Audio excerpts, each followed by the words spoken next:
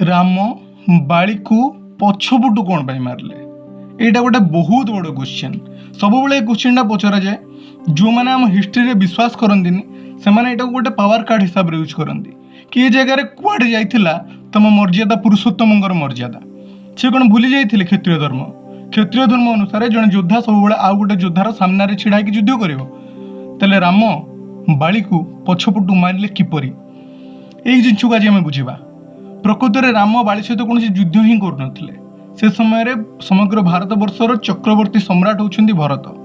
चक्रवर्ती सम्राट कहले जहाँ अधीन अनेक गुड़े करद राज्य थी से करद राज्यर राजा माने जस्ट चक्रवर्ती सम्राट अधीन काम करुवे एवं से चक्रवर्ती सम्राट को कर देवे और तांकर नियमावली को एमाने मानिबा बाध्य। बाली जी कि किष्किंधार राजा से होउछन्ति भरतंकर चक्रवर्ती साम्राज्य अधीन गोटे छोटिया राज्य किष्किंधा तार सम्राट।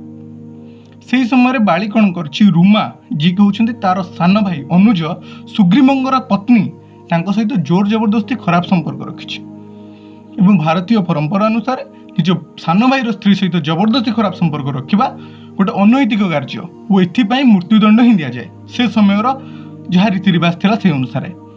तेणु राम भरतंकर रिप्रेजेंटेटिव हिसाब से भरतंकर प्रतिनिधि हिसाब से सेठी बाली को मृत्युदंड देइछन्ति।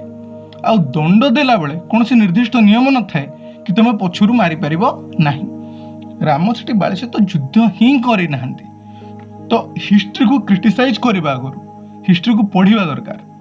आहुरी एमती हिस्ट्री रो बहुत सारा कांसेप्ट को आम क्लियर करबा आगु को आसुवा वीडियो सीरीज गुडा करे। सेति वीडियो को लाइक करंतु, चैनल को सब्सक्राइब करंतु, वीडियो को शेयर करंतु। Thank you.